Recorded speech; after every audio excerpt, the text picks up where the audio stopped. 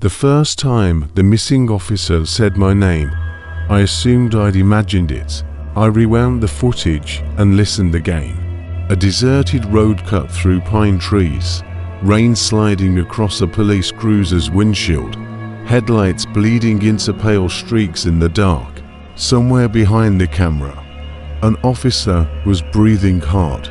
Then a man stepped into the road, sheriff's uniform, caked in mud, face lost in shadow, and said, "Clear as anything. Tell Nathan Cole not to watch the rest. My name is Nathan Cole." The footage had been recorded 11 years before I ever bought the camera it came from. And according to every record I could find, the officer who filmed it never made it back from that road. I repair electronics for a living, security systems, dashcams, radios, whatever county departments sell off in bulk once it's outdated. Most of it's junk.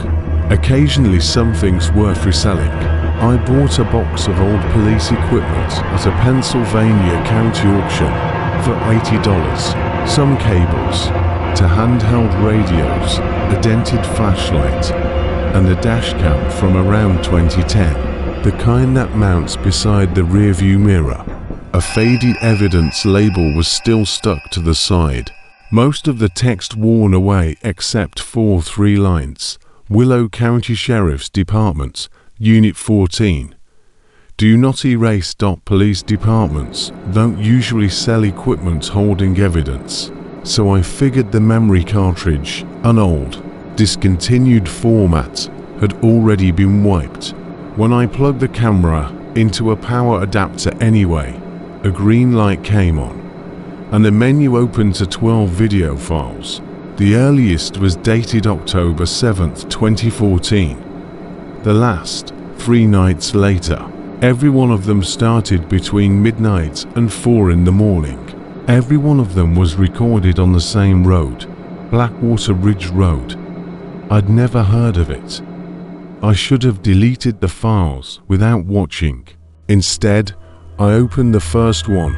The recording opened at 12:42 a.m., rain tapping the windshield outside a boarded-up gas station. A deputy climbed into the driver's seat, late 30s, tired eyes, a thin scar across his chin, nameplate reading Miller. He radioed in, went back into service, and drove off into the dark, while dispatch murmured static in the background dot at 12:57. Dispatch sent him to 608 Blackwater Ridge Road. A caller reporting someone knocking on their windows. Though the caller hadn't actually seen anyone, Miller turned onto a narrow, cracked road with no lane markings, no houses, nothing but trees for 6 miles, until a mailbox marked 608 appeared beside a dirt driveway. At the end of it stood an old 2-story house with one lit window upstairs. Miller parked and walked up with his flashlight. The dashcam kept rolling on an empty cruiser for almost 4 minutes. Then he came sprinting back, hands shaking, and grabbed the radio. Who made the call? Homeowner. Walter Hayes. That's not possible. There's nobody inside. It's burned down. No roof. Half the second floor's gone. On the screen in front of me, the house stood perfectly intact, light glowing in the upstairs window. Dispatch insisted the county had it listed as an occupied residence. Then something knocked on the passenger window. Nothing there. Another knock hit the back windshield. Then the driver's door. Circling the car, Miller threw it into reverse, and an old man in a white undershirt appeared on the porch, raising one hand, right as the picture dissolved into static. When the feed came back, Miller was already back on the main road, telling dispatch to cancel the call.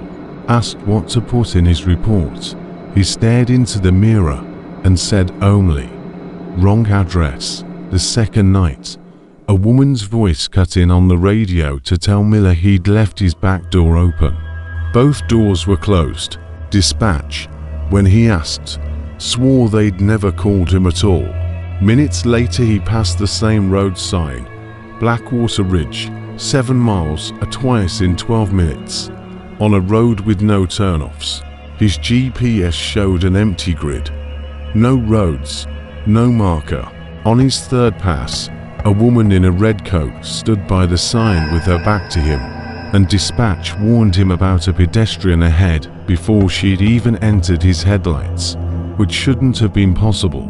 He stopped and asked if she needed help. She asked if he'd seen her husband. When he asked where she lived, she pointed into the trees. No driveway, no house, just forest. As he opened his door, the radio dissolved into whispering voices. One phrase clear among them, "Don't let him hear your voice." The woman turned, her face blurred with static, but her mouth was clear enough, and out of it came Miller's own voice, repeating his own words back to him. He floored it. In the rear view, she stayed rooted by the sign, but her head kept turning to track the cruiser long that any real neck should have stopped. By the fourth recording, Miller looked like a man who hadn't slept in days. He set a small audio recorder on the dash and spoke straight into the dashcam. "If anyone finds this, Blackwater Ridge Road isn't where the map says it is. The dispatcher isn't always the dispatcher. If someone calls you by name, don't answer. If you see another cruiser, don't stop. And if the radio starts playing your own voice, turn it off before it finished the sentence. Dispatch called in a domestic disturbance." He didn't answer and killed the radio outright. 10 minutes later, it turned itself back on, playing his own voice reporting the same call, word for word, then adding details he'd never said. A man in a sheriff's uniform inside the house. Armed, suspects named Deputy Aaron Miller. He ripped the radio's power cable out. The voice kept going through the dashcam speaker instead. That's when the camera switched to night vision on its own, and I saw it, a shape sitting directly behind him in the back seat, wearing his uniform, wearing his face, mouth stretched into a smile too thin to be his. He caught the reflection in the mirror and spun around with his gun drawn. The seat was empty. A hand slapped the windshield from outside. He hit the gas, and for the rest of the video something ran alongside the cruiser through the trees, never on the road. Always level with his window no matter the speed. A shoulder, a pale hand, a piece of uniform, never a whole shape. It stopped only when he crossed onto the highway, standing at the tree line to watch him go. I spent the next hour finding out what happened to him. A local article from October 2014. Deputy Aaron Miller vanished responding to a welfare check. Cruiser found abandoned on Blackwater Ridge Road. Engine running, door open, gun and radio still inside. No footprints anywhere near it. 9 days of searching, never found. Blackwater Ridge Road, according to county planning records, hadn't existed since 1986, is sealed off after a landslide. Both entrances buried or blocked with concrete. The house at 608 had belonged to Walter and Helen Hayes, who died in a house fire in 1979, 35 years before Miller ever drove up to it and found it standing. I watched the last file anyway. It opened with Miller parked outside the station, crying, holding up a photo of himself with a woman and a little girl. His wife had called him that night. She'd been dead 6 years. She told him their daughter Emma was on Blackwater Ridge. "I know it isn't her," he said, "but it knows what she sounds like." The recording jumped forward to him back on that road. A child's voice coming through the radio. "Daddy, where are you? I'm scared. I can see your headlights." Until a little girl in a yellow raincoat appeared standing in the road ahead. He stopped just short of her. She looked up, smiled, every window fogged at once. Handprints dragging across the glass from outside. Adult hands, children's hands, while the girl closed the distance between them not by walking, but by simply no longer being as far away, frame by frame, like something was cutting pieces out of the footage. A second cruiser blocked the road behind him. Another Miller stepped out of it, calm, flashlight in hand. "You came here to find Emma," it said. "One of us stays on the road. One of us goes home. Do you remember which one you are?" The picture split. One version of the scene showing Miller behind the wheel, the other showing the driver's seat empty, flickering between the two until Miller screamed and fired through his own windshield. When the feed came back, he was driving with blood running from one ear, a dark shape pacing him through the rain at a fixed distance, no matter his speed. Then he passed a parked truck, a dark blue pickup with a dent above the rear wheel, aftermarket lights, a faded sticker in the back window. "My truck, the one I bought in 2021. 7 years after this was filmed, a man stood near the trees, and when he stepped into the headlights, it was me. My jacket, my face." He raised a finger to his lips, then pointed straight at the dashcam, and somewhere behind Miller a voice whispered, "He's watching now." The road ahead was blocked by another muddy figure in uniform, the one who told Miller, and now me, not to watch the rest of the tape. After that, the road stopped being a road at all. A neighborhood of dark houses, every door open, every window full of people standing dead still, watching the cruiser pass. The radio played only his own voice giving him directions he refused to follow, then narrating his own disappearance in the past tense. He crashed through a concrete barrier. Someone knocked on his window 3 times. Emma was standing outside. "I'm sorry, Emma," he said, and got out and took her hand and walked into the trees. Just before the dark swallowed him, he turned back to the camera one last time, face pale, eyes gone nearly black, and said, "Nathan, when you see your truck, don't stop." The recording ended. The camera's power light stayed green after I unplugged it, stayed green after I pulled the battery. Then the screen changed to a live shot of my own driveway, my own truck, filmed from somewhere across the street. I checked my front window. Nobody there. When I looked back at the screen, it showed me standing at that window, delayed by only a few seconds. Something was watching my house in real time. I yanked the memory cartridge out.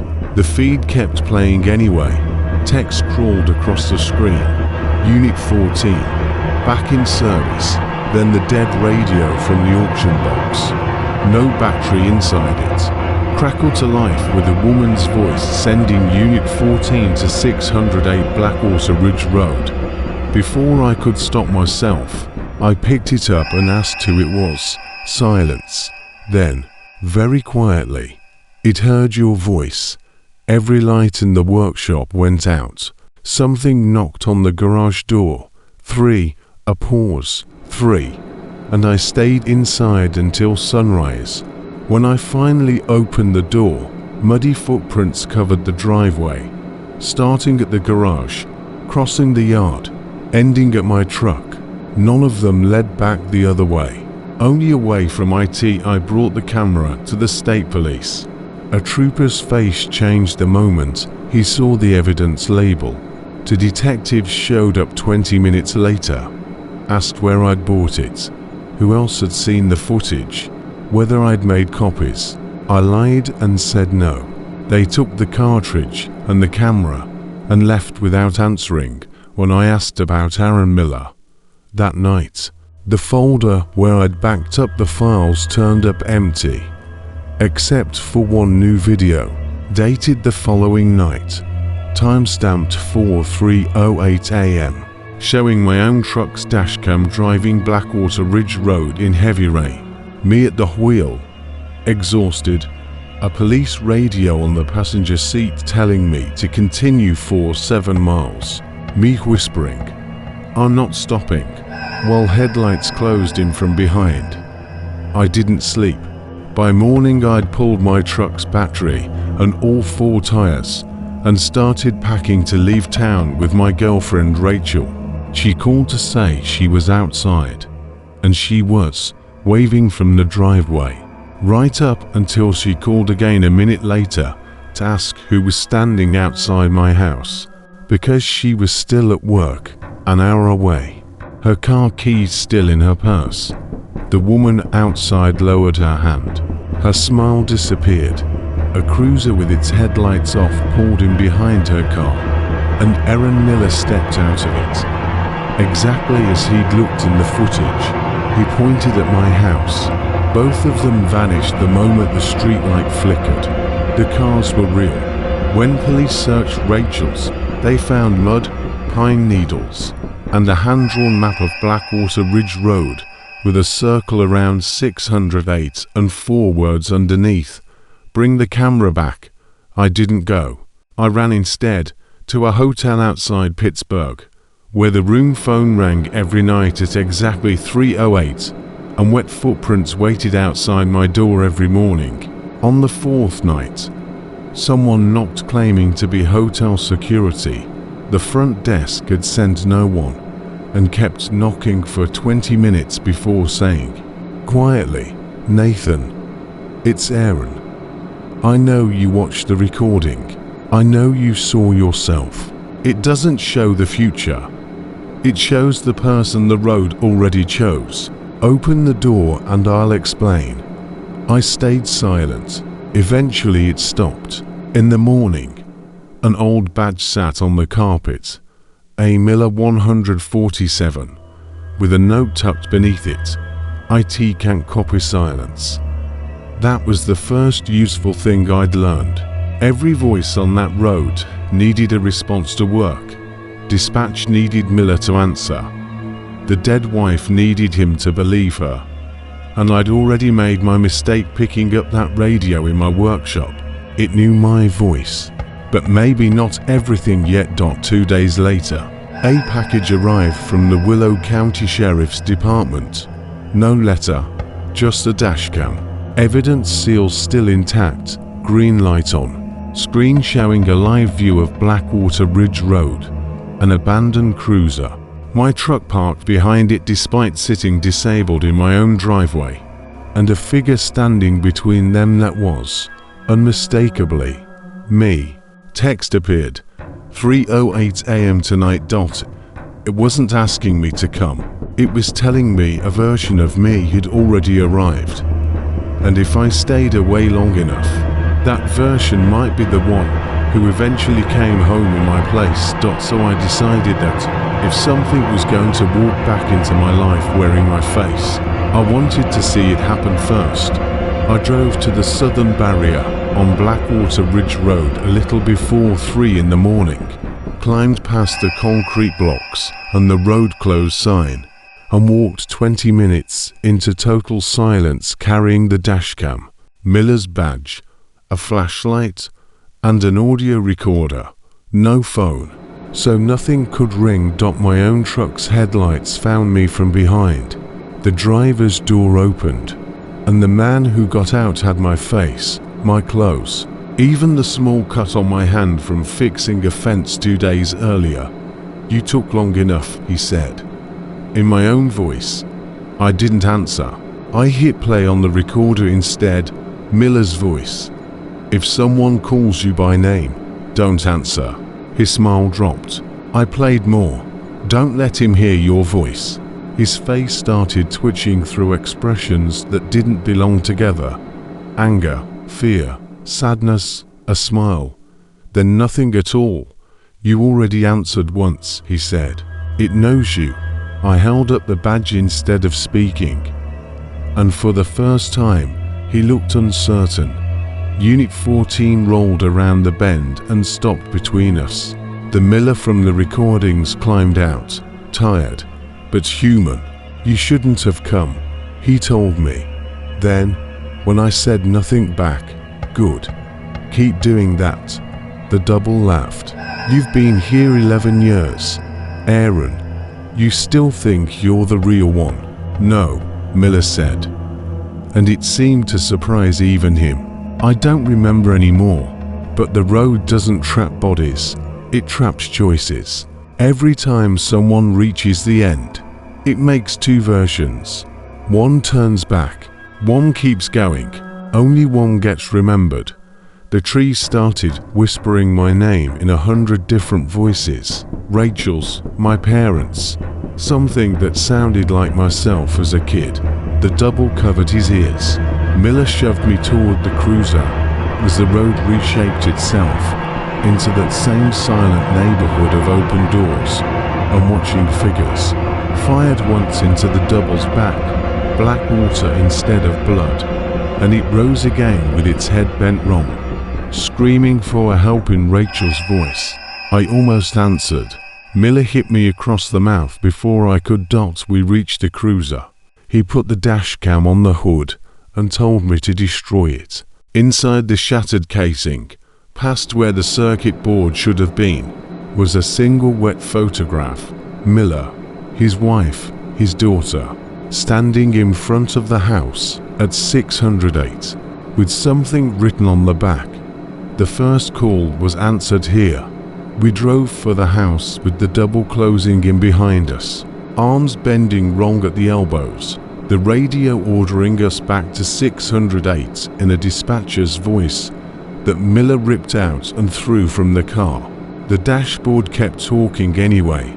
Your family is waiting. I know, he said. The house stood at the end of the driveway, exactly as it always had, upstairs, window lit, untouched by any fire. Emma waited on the porch. Walter Hayes stood behind her, burnt skin visible under his undershirt. The fire didn't start in 1979, Miller said.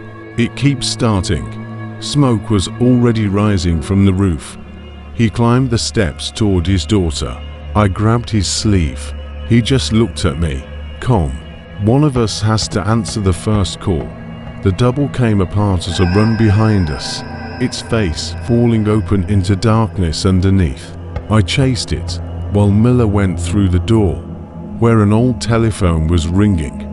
He looked back at me once, then he picked it up. Willow County Sheriff's Department. The house lit up from the inside like something had ignited every room at once. The double collapsed in on itself, folding like empty clothes. Every window blew out. For 1 second, through the flames, I saw Miller standing with his wife and daughter. Not distorted, not copied, just a family. Before the door swung shut on its own, the house burned faster than anything should. The roof came down in seconds. When the fire went out, there was nothing left but a blackened foundation. My truck was gone. Unit 14 was gone. The neighborhood in the trees was gone. I walked back out to the barrier alone as the sky started going gray. 3 weeks later, investigators pulled human remains from beneath that foundation. Walter Hayes, his wife Helen, and Deputy Aaron Miller, who according to the coroner had died in the same fire as the Hayeses. In 1979, 35 years before he ever disappeared, nobody could explain it, and the county closed his case without trying to. Blackwater Ridge Road was buried under concrete not long after. I sold my house and moved west with Rachel. For almost a year, nothing happened. No calls, no footage, no wet footprints. I let myself believe it was over.